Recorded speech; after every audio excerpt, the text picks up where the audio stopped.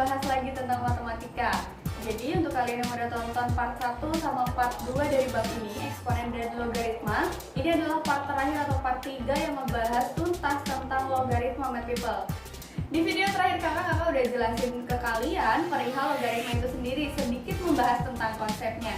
Nah hari ini kakak akan jelaskan bentuk dari logaritma, kemudian kita akan bahas tuntas mengenai sifat-sifat dari logaritma itu sendiri, dan terakhir kita akan bahas beberapa contoh soal yang udah kakak tulis ya. Sebelumnya jangan lupa buat klik like dan juga subscribe-nya dulu, math people. 1, 2, 3, come on!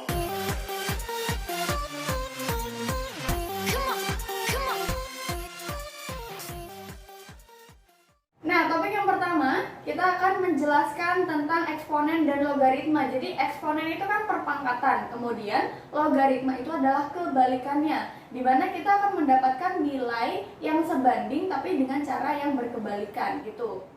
Nah, di sini kalau misalnya kalian punya bentuk perpangkatan, di mana n sama dengan a pangkat x, itu akan bisa dirubah ke dalam bentuk logaritma, math people. Bentuknya jadi a log n, a-nya yang ini, kemudian n-nya itu jadi di sini, dan x-nya itu adalah hasil dari logaritma itu sendiri. A-nya ini disebut dengan bilangan basis, math people. Kemudian n yang gak lambangin n ini, ingat aja ini numerus, posisinya adalah setelah log ya. Nah, si x-nya ini merupakan hasil dari logaritma. Nah, di sini buat pengetahuan kalian juga bahwa konsep ini, logaritma sendiri ditemukan oleh Al-Khawarizmi, Abu Abdullah Musa Al-Khawarizmi. Kalian pasti udah kenal sama nama Al-Khawarizmi kan? Nah, konsep ini ditemukan untuk menjelaskan perhitungan Arab. Jadi, kenapa dipanggilnya algoritma atau logaritma? Itu karena panggilan untuk si Al-Khawarizmi sendiri. Dulu itu pelambangan angka itu menggunakan Romawi, tetapi setelah ditemukannya angka 0 itu penulisan jadi lebih sederhana gitu, math people. Kita langsung bahas tentang sifat-sifat dari logaritma ya, math people ya. Nah, langsung aja math people kita bahas terkait sifat-sifat dari logaritma ya. Untuk yang pertama, kalau misalnya kalian dapat bentuknya itu a log a ya, dimana bilangan si basisnya dan bilangan numerusnya itu tuh sama nilainya. Kalau 9 ini 9, kalau 7 ini 7 gitu ya. Nah, nanti hasilnya itu 1, math people. Paham ya untuk sifat yang pertama ya, itu gampang banget. Sifat yang kedua, berapapun angka basisnya dilogkan dengan 1 akan jadi 0, math people. Sifat yang ketiga, math people, kita punya a pangkat n log b pangkat m. Basisnya kalian punya pangkat, kemudian bilangan numerusnya kalian juga punya pangkat. Nah, nanti pangkat dari bilangan numerus dan bilangan basis kalian itu akan jadi per kayak gini. Jadi m per n, di belakangnya itu ada a log b atau bilangan basis dan numerus yang kalian punya, math people. Nah, sifat keempat, kalau misalnya kalian punya a log b, ya, di sini konsepnya kita adalah merubah bilangan basisnya. Jadi, math people, kalau kalian punya basic a log b, a-nya berapapun, b-nya juga berapapun, kita akan bisa memberikan angka basis di kedua bilangan yang kita punya. Nah, untuk n-nya sendiri ini bisa kita pilih, math people. Jadi, intinya di sini adalah kita membuat angka basis yang baru dengan numerus angka yang sudah tertera di soal. Oke ya? Nah, math people, untuk yang kelima ini, kalau kalian punya a log b, kalian akan bisa mencari pembalikannya. Jadi kalau kalian balik fungsinya, itu b-nya akan posisinya jadi bilangan basis kalian dan bilangan numerusnya itu jadi a-nya kalian. Paham ya? Selanjutnya, untuk yang keenam, kalau misalnya kalian punya a dikalikan dengan a log b, nanti a-nya ini kan bisa dicoret nih, math people. Hasilnya akan jadi b aja. Kurang lebih gitu konsepnya biar gampang ingat ya. Selanjutnya, untuk a log b ditambah a log c itu akan sama dengan a log b kali c. Ingat gak konsep eksponen yang pernah kakak jelasin tentang sifat-sifat eksponen juga? Jadi, kalau kalian punya perkalian, itu nanti akan menghasilkan penjumlahan keduanya. Sebaliknya di sini juga bisa bilang bahwa kalau kalian punya penjumlahan di sini, karena log itu adalah kebalikan dari eksponen, kalian akan mendapatkan perkalian dari dua ini, math people, antara b sama c-nya. Paham ya? Selanjutnya nggak jauh berbeda dengan sifat yang ketujuh tadi. Di sini ada pengurangan.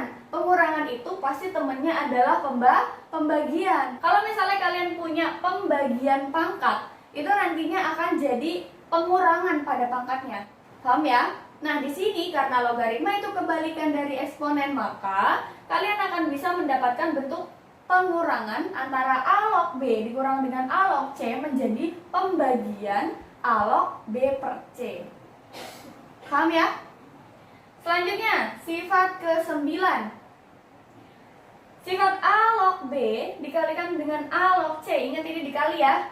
Hasilnya akan jadi A log C.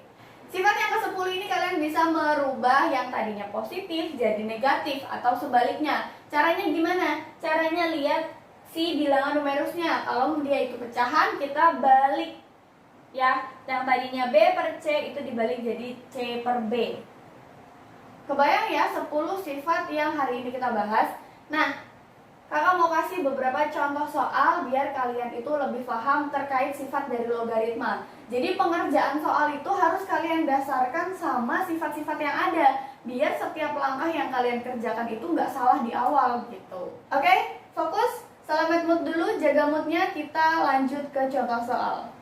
Nah, untuk mengerjakan soal ini biasanya kita lihat dulu angka basis dan juga numerusnya. Di sini kita punya angka basisnya 1/5. 1/5 itu bisa dirubah jadi 5 pangkat min 1. Ya nggak? Kalau misalnya kita mau taruh 5-nya di atas, jadi kan kita punya 1/5 ya. Ini kan 5 pangkat 1, posisinya positif. Jadi kalau misalnya dia mau dibalik ke bentuk negatif, 5-nya akan naik, pangkatnya akan berubah tanda, my people. Masih ingat ya untuk sifat-sifat eksponen? Kalau lupa, review videonya, lihat lagi, catat ya. Jadi kita akan punya 5 pangkat min 1 di sini, my people. Oke, masalah bilangan basisnya udah selesai. Kemudian kita punya log berapa? 625. 625 itu kalau misalnya kita rubah ke bentuk perpangkatan, dia bisa jadi 5 pangkat 4, my people. 5 pangkat 4.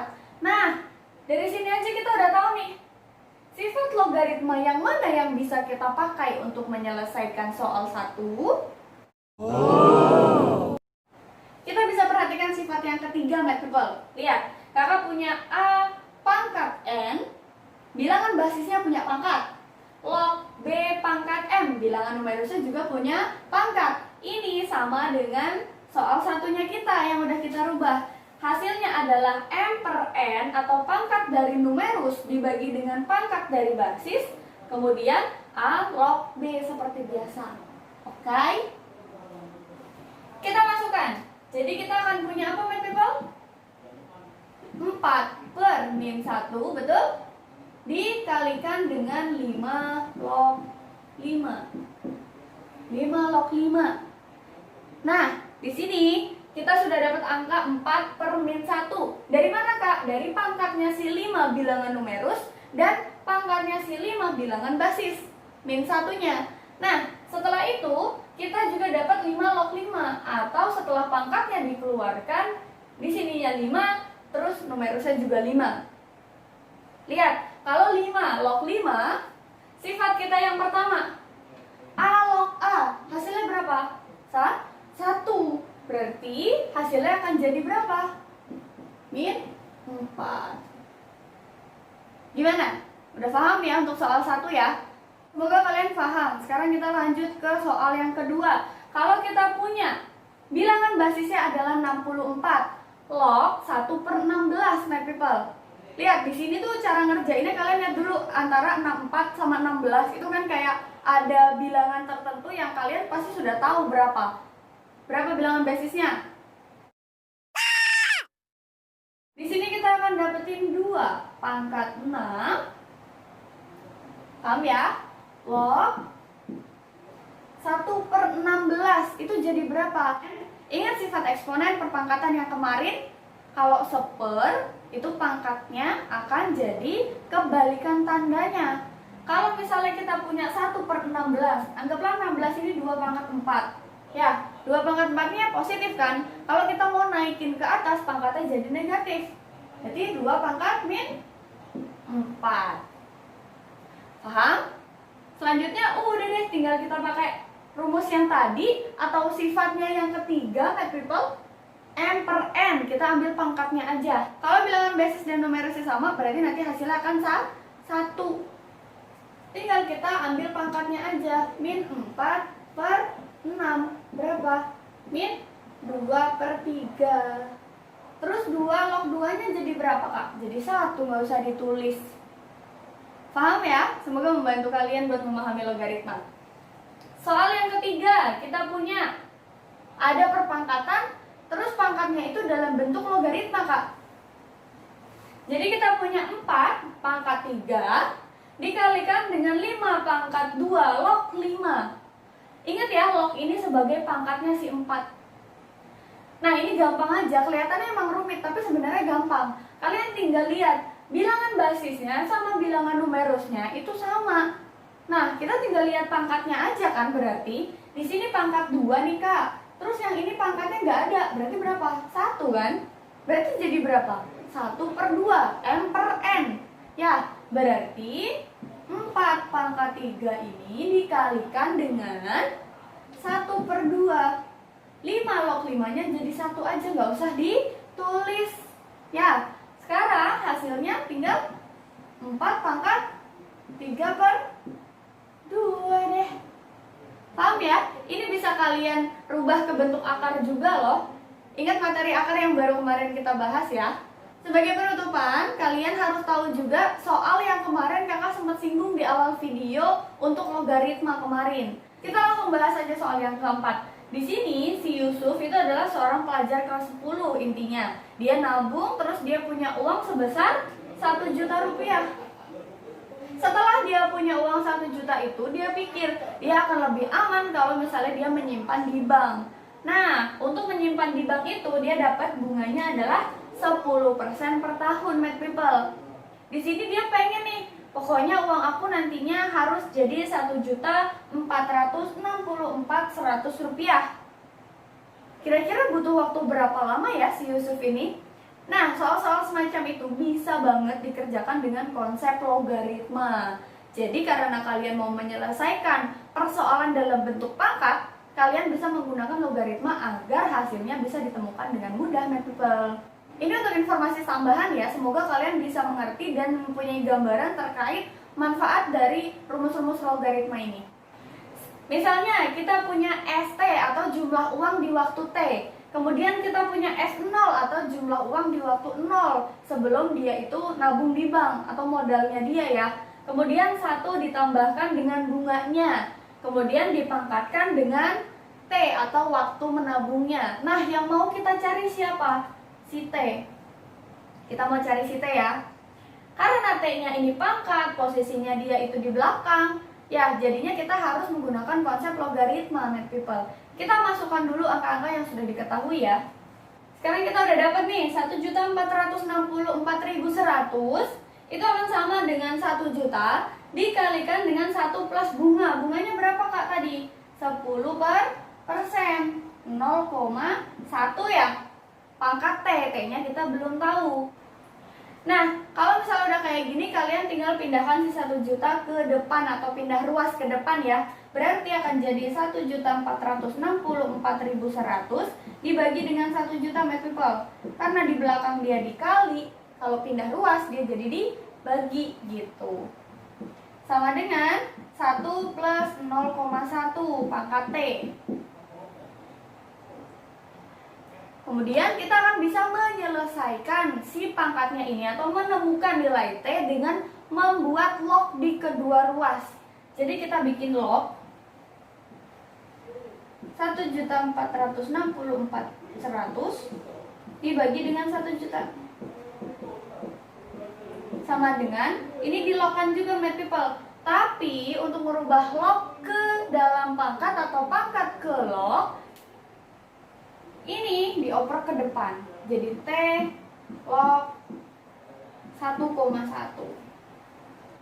Nah, nanti math people, kalian itu bisa mendapatkan T-nya dengan menyelesaikan logaritma di kedua ruas itu. Jadi kan kita nantinya akan dapat T sama dengan log dari pembagian ini berapa nih? 1,4